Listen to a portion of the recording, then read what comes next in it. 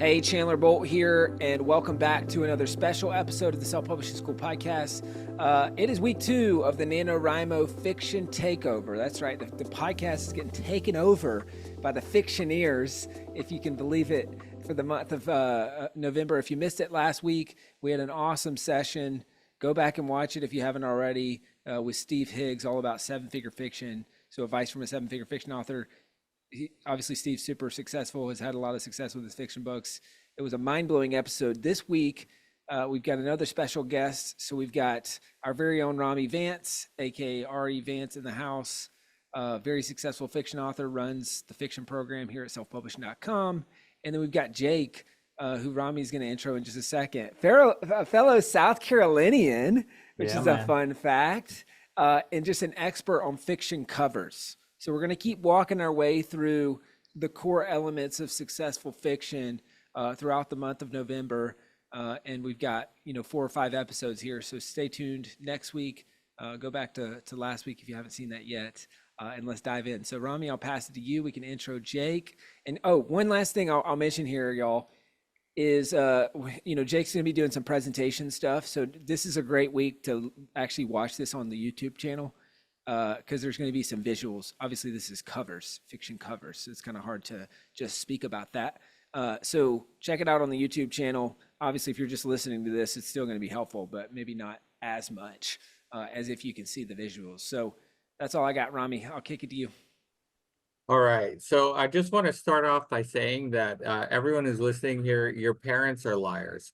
Because they told us never judge a book by its cover. And I can tell you right now, the cover is the most important aspect of marketing your book. If you don't get your cover right, and I'm talking about, there's a lot of things to get right. It's not just about pretty covers. In fact, I have a theory that pretty covers don't sell. It's more about, does the cover tell the reader what they're going to get? And is it in line with what they want? Right. And if you don't got that, you're dead in the water. And so I'm super excited because meeting Jake and working with Jake literally transformed my career. Jake, I owe him way more money than I've ever paid him. Sorry, Jake. I'll Vimeo you. I don't know what you Americans use, but yeah. But yeah, it is absolutely true. His covers transformed my career. It started specifically with a series called Setting Fires with Dragons, where so prior to that, I had launched a book and I had gotten a really great cover and it was selling really well. But it was when Jake did the Setting Fires for Dragons covers that things really kind of started to grow. And certainly, got to give a shout out for Kidnapping Phoenixes and Other Ways to Die's cover. Man, that was amazing. So without any further ado, Jake, please walk us through your mastery process. All right. Well, thanks for first having me on the podcast. I'm humbled to be here. I appreciate the kind words about my work. Rami, I've enjoyed working with you over, I don't know how many years now we've been working together. Many years. At least 5.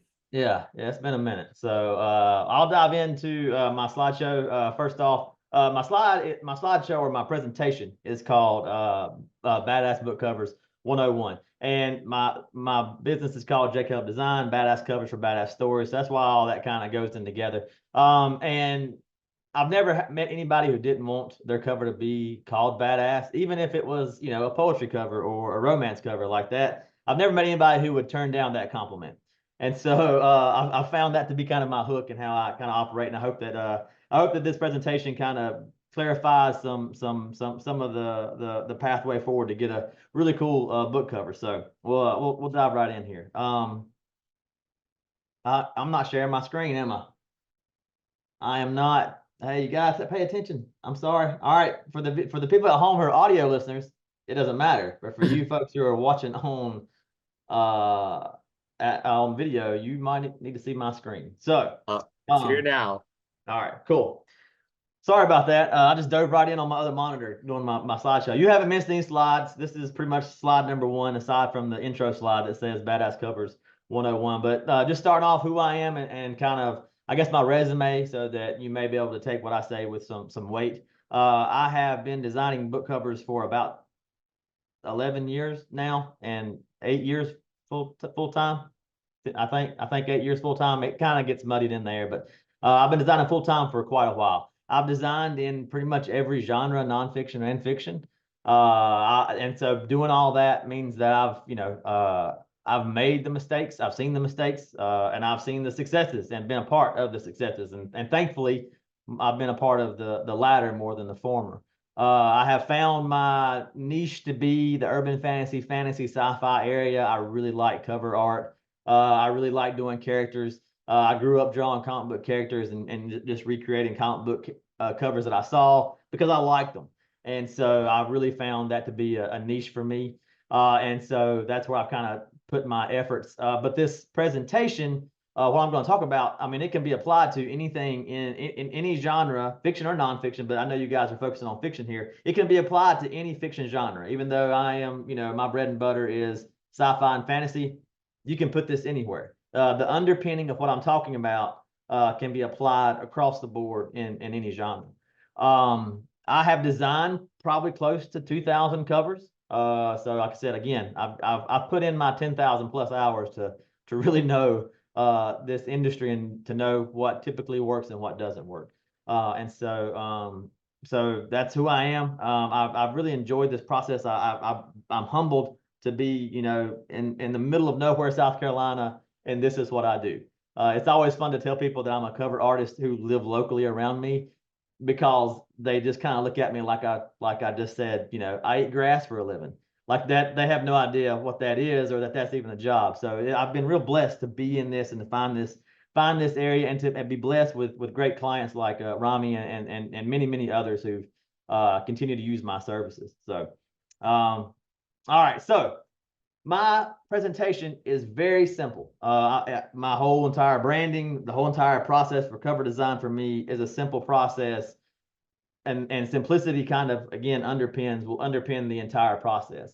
What I've learned over time doing so many covers is that a lot of authors kind of have the right parts, but they kind of have the wrong formula. And so they plug in the wrong things at the wrong time, and it can sometimes cause clutter on a cover. It can sometimes take a cover down a pathway that's not, that it doesn't end up serving the author in terms of them hitting the marketplace correctly and that kind of stuff. So this is a kind of a formulaic process that I use over and over again to arrive at covers that do sell well, do perform well. They get the author into the marketplace, into the genre where they need to be, so that they can get in front of the readers and be able to make sales and to grow their reader base. And the first part of this presentation is the word sell.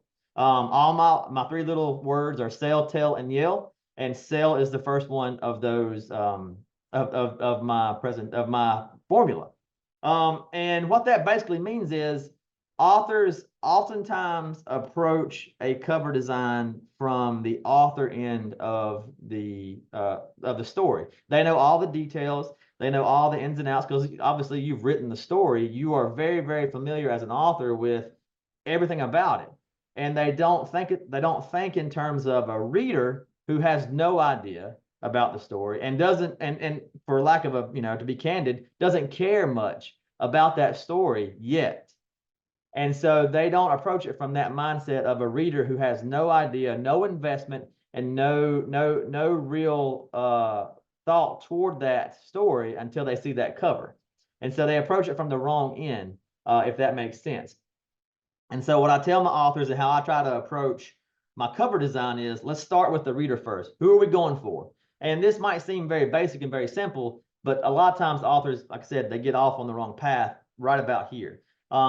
If you're doing fantasy, obviously you're going for fantasy readers. If you're going for urban fantasy. If you're going for romance, you're going for the romance readers, right? It's really simple, but like I said, it gets kind of convoluted because authors tend to jump the gun and start just trying to tell everything about the story on the cover, and they kind of skip the reader investment, or the reader side, the consumer side of the cover process. Because as an author, you've created a product, and now your book cover is essentially your product packaging for that story. So you're a product packager. That's what your cover ends up being. So you need to make sure that it appeals to the market, that it is easily legible to the market, and that the market you're aiming for, whatever reader base, whatever genre, can understand and relate to that that product or that story. So so we start with the audience, and the best example that I can give is a cereal aisle.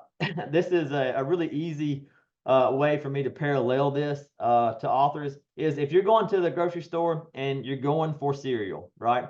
You already know what kind of cereal you want. Either you want sugary goodness, or you want the smart, healthy, you know, healthy type cereal. And so in your mind, before you get to the cereal aisle, you're already priming the pump in your mind of what kind of cereal you're looking for. Now you may be looking explicitly for one cereal, maybe Lucky Charms or whatever, but if you know, I'm going to go for the sugary cereal, you know you're going to be looking for the bright colors. You're going to be looking for possibly the cartoon characters. You're going to be looking for the loud packaging. That's already in your mind before you even hit the cereal aisle. Same thing if you're going for the healthy cereal, you're already priming your pump in your mind for that type of cereal. It's going to be minimal packaging. It's going to showcase the berries. It's going to showcase, you know, clean design, minimal design, to echo the idea of it being healthy. Now we know when we buy either one of these that there's no berries in the box. We know there's no cartoon character in the box, but this is product packaging. This is meant to appeal to a specific consumer. And that's how authors should approach their cover, with the idea of I am appealing to a specific consumer and I'm trying to get to them and get their attention. And so when you begin to think about that, you start with your reader base first, your reader, that buyer, and then you start to plug in the elements of your cover, which leads us to the next part of the presentation, which is tell, right? You're telling your story. You've written a unique story in whatever genre it may be. And now what you want to do is you want to take those elements and plug those into what readers of that genre expect to see. So great example, fantasy, right? Fantasy readers like, you know, a handful of, I guess you might say, archetype or overarching types of covers, right? Either they're like a small silhouette with a big epic landscape, or they like to see that character, that guy holding the sword facing off against the dragon, or just him in some sort of battle area or battle type situation. You know, these are common fantasy tropes that we see in book covers. Just like you have tropes inside of a genre, you have tropes or trends in each genre when it comes to the cover, and you should lean into those trends because they're going to help position your cover in that genre so that readers can begin to see and relate quicker to that cover. I read a book a while back called Story Brand by Donald Miller. I don't know if you guys ever heard of it or not, but one of the things that he says in that story, in that book, is he says that consumers don't always buy the best product. They buy the product that they can understand the quickest. And there's a lot of research and truth to that. And so when you are designing that cover, either you're doing it yourself or you're conveying a cover brief to a designer, take that into consideration, into the sense that I have a reader, I want them to be able to understand that this is, again, we're going to go with the fantasy genre because I love fantasy. I want them to understand that it's fantasy. I want them to understand the unique elements of my story, and I want it to be easily understandable. That's so that they can understand it very quickly, so it doesn't take a lot of time to process that cover, and they can decide whether they want to read more about the synopsis or if they're going to pass on the cover or pass on the story in the first place. Take example for those of you that are listening audio, you won't see this, but for those of you that are watching the video, the image I have here, right? We're telling the story. There's a lot more that goes on in this story in the brief that I got from the client. But when we were done and we kind of looked at the key elements of the story, it was this lady facing off against this dinosaur-like figure with magic in her hand. Those were the three elements that were kind of the main talking points of this, or the main key elements of the story. And I felt they were the ones that we could showcase the strongest, so that we could put them on the cover so that readers in this genre would be able to see it, process it, and understand, I want to know more about it. And what happens with authors is, in my experience, especially first-time authors, is they get a lot of elements and they want to just put them all on the cover. I give the example all the time. I got a brief a long time ago. It was about this fantasy story about this clan of ogres who were fighting the humans, but ultimately it was the dark wizard that was controlling the ogres. And so the brief I got was, the client wanted the ogre to be standing over the hero who's protecting his fallen love interest. He's got his sword up in the air. The ogre is getting ready to smash down his big club onto the hero, but the ogre's facial expression is kind of torn because he's not sure if this is the right enemy or not. And way back in the background, we wanted to show a tower with the dark wizard on it, so that we could convey that the dark wizard was manipulating the ogre clan the entire time. Like, all these things, all these elements, the author wanted to just put on the cover. And while they are true to the story, they're not necessities for the cover. All those parts don't have to be on there, because when readers are looking at their next purchase for a cover, when they're scrolling Amazon, when they're scrolling and scanning those thumbnails, that's when that story brand quote comes into play. People will gravitate toward the message they can understand the fastest, more often than the one that might be the best product, or the more involved, or whatever, the one that they can understand the quickest. Because when you get into that kind of stuff, understanding messages and trying to decipher imagery or text, it ends up being an effort on your mind. You end up having to spend calories in your brain to try and process this. And so people tend to go toward the path of least resistance, and they're going to want to go for the cover that they can process the quickest. And so when we were talking to my client, we kind of boiled it down to these elements, and we amplified those elements.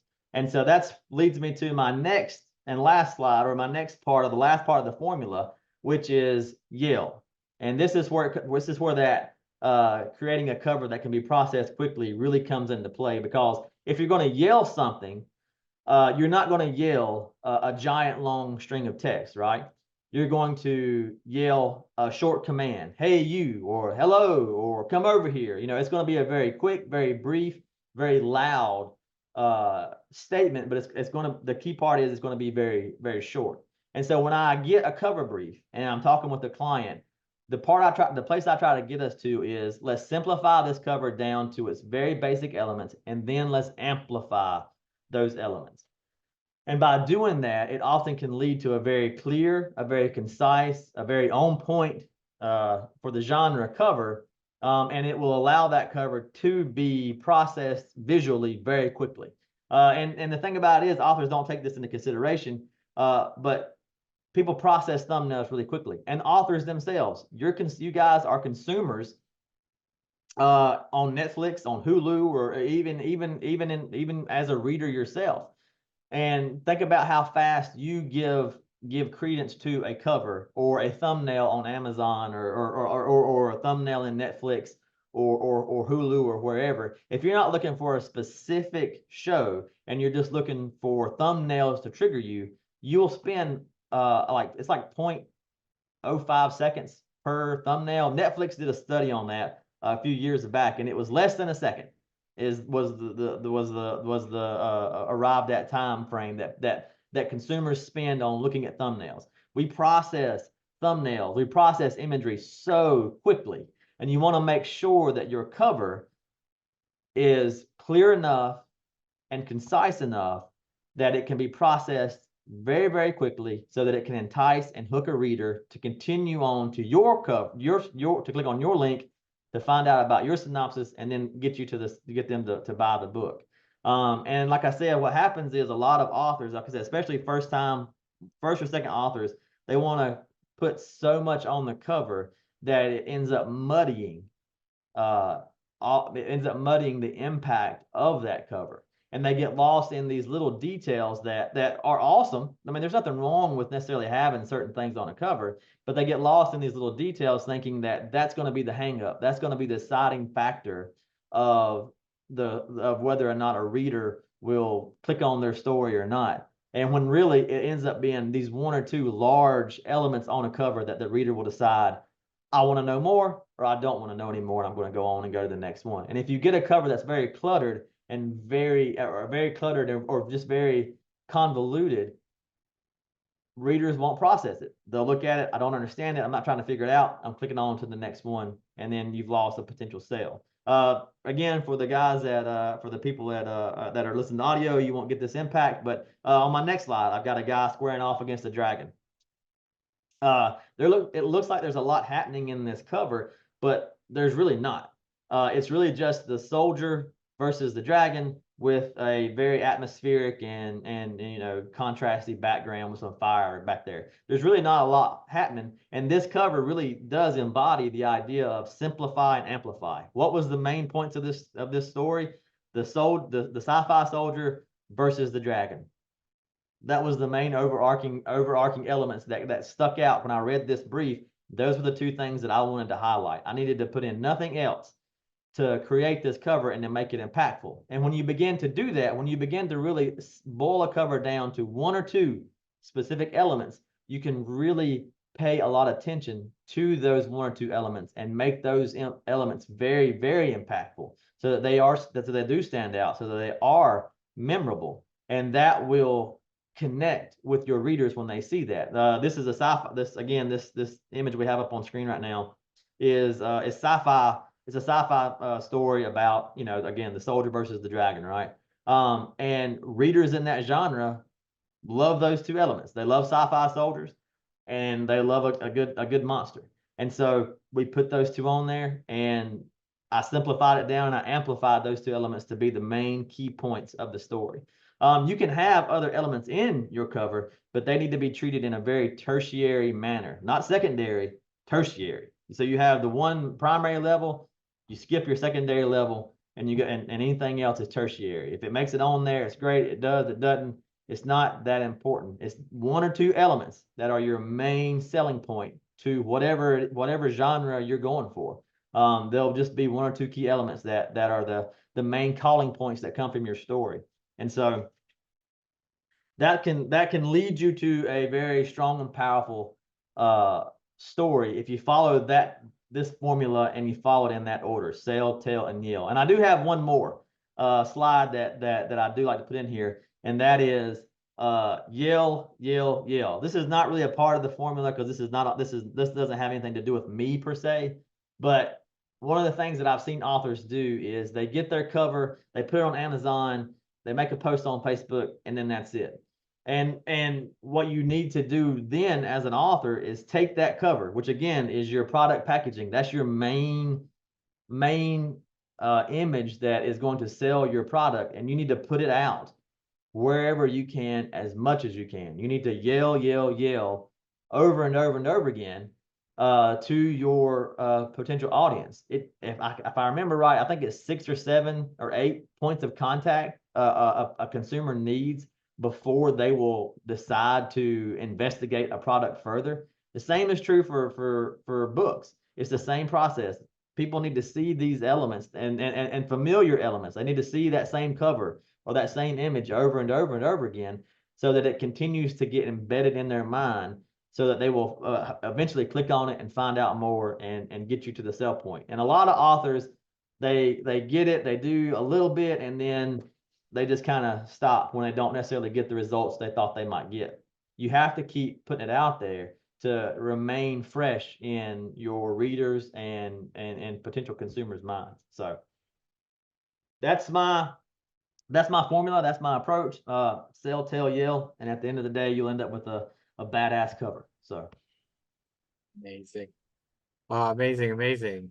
I got a bunch of questions. I hope you don't mind. So my first question is so when you get a cover from a genre that you don't necessarily know, because I know that even you and I have had this experience where I was doing writing in areas that you literally were asking me questions on what is this and stuff like that. So how do you research it to figure out what those elements of Cell Yell is? It does depend on the genre as far as it goes. Some of them that I might not be exactly familiar with, I'm probably going to pronounce it wrong, but I did that cover for you a couple months ago. It's Wuxa, Wuxa, how you say that? Rin? Yeah, Ren. But what?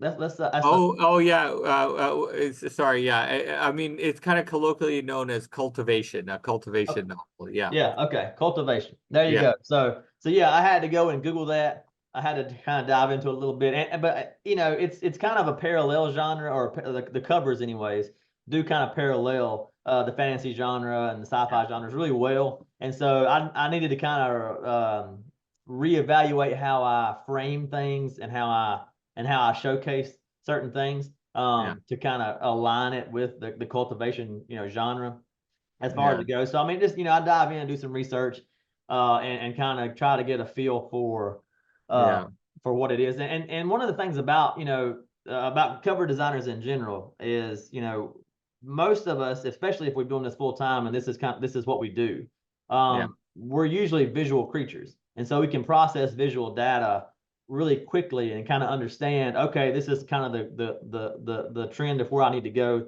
This is the feel of what I need to go toward really quickly. And so I mean, we need to just do a little research, and typically we can get it down pretty quick. So yeah. I mean, and you nailed it on the cultivation cover, because like I was saying earlier, pretty covers don't sell. It's about hitting those tropes, right? Just to use that word, right, and to hit the audience. So I actually gave the original cover you made, because you remember you did 2 versions of it, and then the second cover you made to a bunch of other authors who write in cultivation as well, and yeah, they loved the second cover. Like the second cover you totally nailed.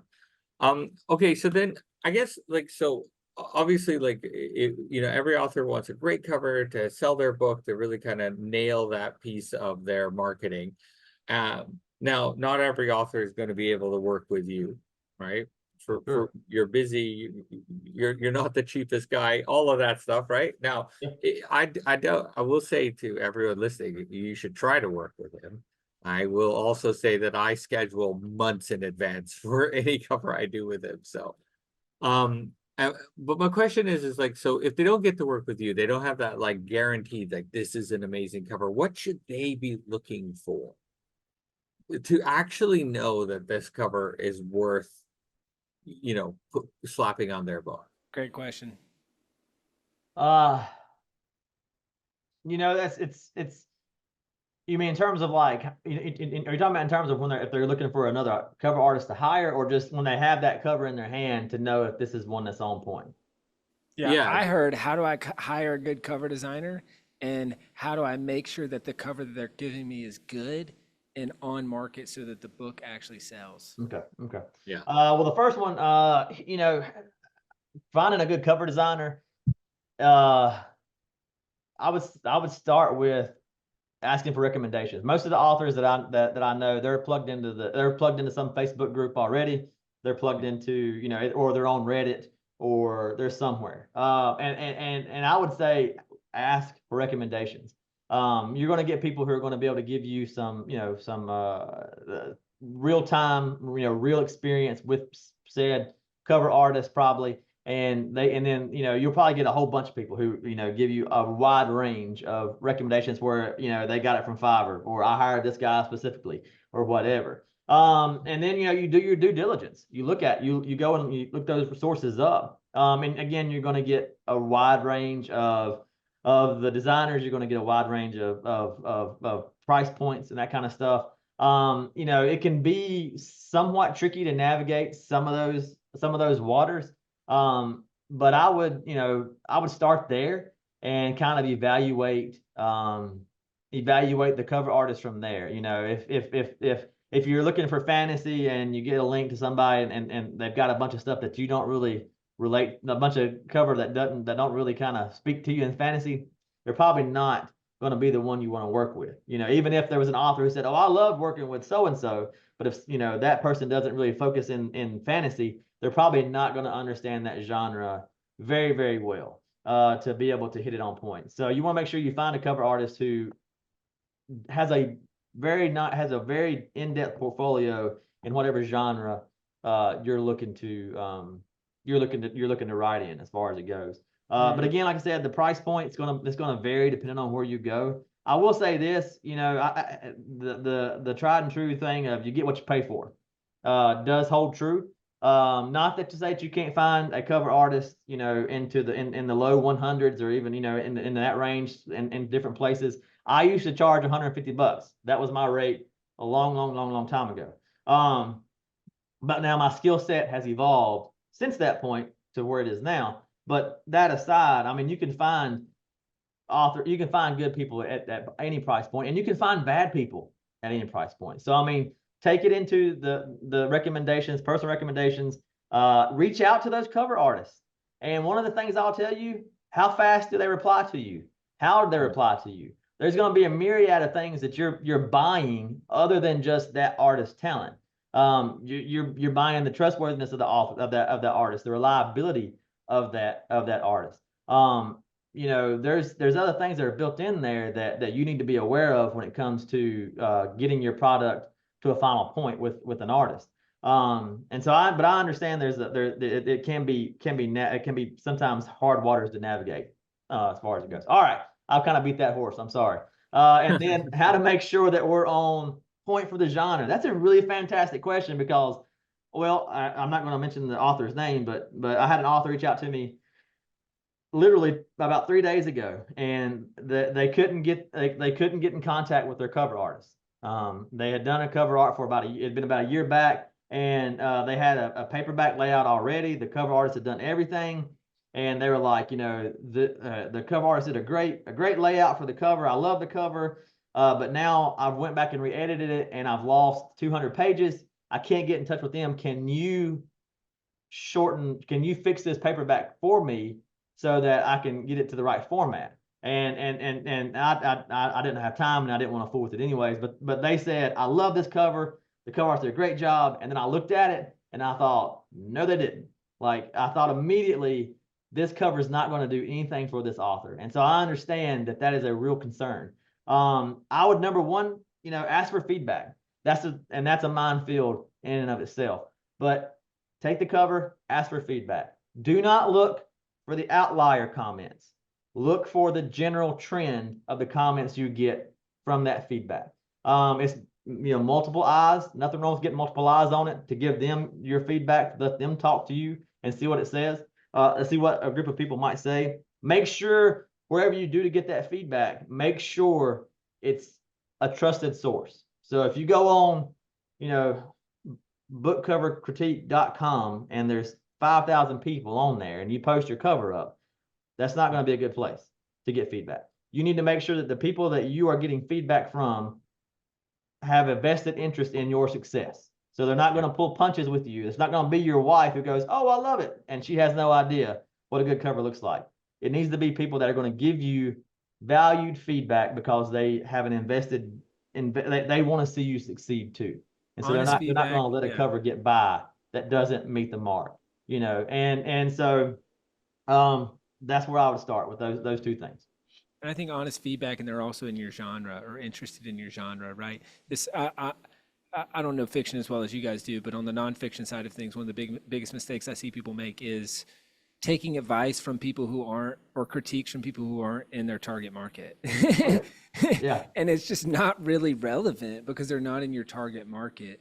Exactly. I want to go lightning round. We're kind of right up at time here. I'm going to ask a final question, then I'll go around the horn to you, Rami, to ask a final question. Mine would be, Jake, what do you say to the people who, because Rami, I hear you talk about in our fiction program and in full-time fiction, tier ones, writing to market, meeting genre expectations, all that stuff, which is directly in line with making sure your cover is you know, to genre and all that stuff. What do you say, Jake, to the person who's like, yeah, but I'm super creative and I got an idea that's outside of the box and I don't want to be in the box on genre? Like, what's your take on that? Yeah, that's going to be called the black swan, right? mentality. That's where, the black swan stands out above all else. You know what happens to the black swan? It usually gets killed by the white swans. And that's the short answer. I mean, hey, listen, you may have an idea that creates a cover trend that, that catches fire and that sells millions of copies. The chances of you having that's about the chances of you winning a lottery. I mean, that's what it boils down to. And so it's risky. Yeah, I mean, and believe me, I've had clients who wouldn't listen to me at all, and they wanted it their way, and they paid me right off the cliff, as far as it goes. I mean, I'll do it, but I mean, I will try my best to get them lined up. But the black swans often get killed, unfortunately. Yeah, I think like one of the big mistakes that young writers make, like I see this with students all the time, is they'll go out and they'll get this like beautifully illustrated cover. They'll spend like $3,000, $4,000, $5,000 sometimes on this beautifully illustrated cover that is to the spec of what they wanted. And my thought when they bring it to me is, oh, that's going to make a nice desktop wallpaper, but it's not going to sell anything, right? Yep. So okay, so I guess that's my my last question to you then is, you kind of addressed like the price ranges that young writers can find and stuff like that, but when they are getting a bad cover from a cover designer, how do they tactfully send feedback for those changes, like, or simply just say this sucks and I need to move on, right? Like how because a lot of times I find that young writers get stuck with terrible covers because they're too embarrassed to give feedback or push back. Right. I mean, my advice there is be tactful, be respectful, as far as it goes. Bad covers happen. And sometimes, they can happen for various reasons, whether the designer doesn't get it, the prop doesn't get the idea, or maybe the skill set's not there, and the author or client's realizing this is not the person for the job. Different cover artists will have different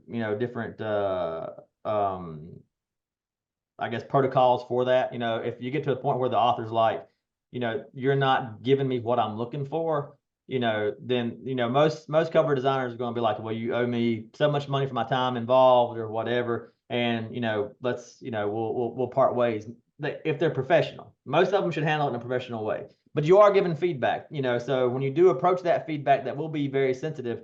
Think about how you as an author want to get feedback when somebody gives you your story, right? You don't want them to be like, man, this sucks. Most people don't want to hear that. They want to hear something tactful. This is not positioning you well here, yada, yada, yada. And so I would just say be tactful and be respectful. And at the end of the day, this is a business, man. We should be professionals, and on both sides of the keyboard, designer and author. And so you're going to have people who don't follow that, of course. But as long as you maintain your professionalism, you should be able to navigate those waters, as far as it goes. I love it. Yeah. I love it. Well, this has been awesome.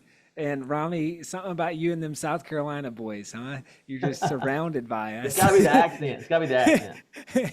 Jake, this has been awesome. As we wrap here, where can people go to find out more about you, your work, all that good stuff? jcalebdesign.com is my website. So that's letter J, the word Caleb, and the word design, all strung together.com. You can find me on any of the social medias. And like I said, I do this full time, all the time. And so feel free to reach out to me through any of those modes if you so desire. Love it. jcalebdesign.com. Amazing. Been another awesome episode, guys. Join us back here next week for the Fiction NaNoWriMo takeover of the podcast. And if you're interested in checking out what we do at selfpublishing.com in the fiction department, Rami and the team do an incredible job. We've got full-time fiction training, fundamentals of fiction and story training, all that stuff. Go to selfpublishing.com/fiction. Book a call with the team. We're happy to chat about your fiction work and how we might be able to help at selfpublishing.com/fiction. Fellas, thank you guys. Appreciate you. Yeah, thanks for having me. Good night.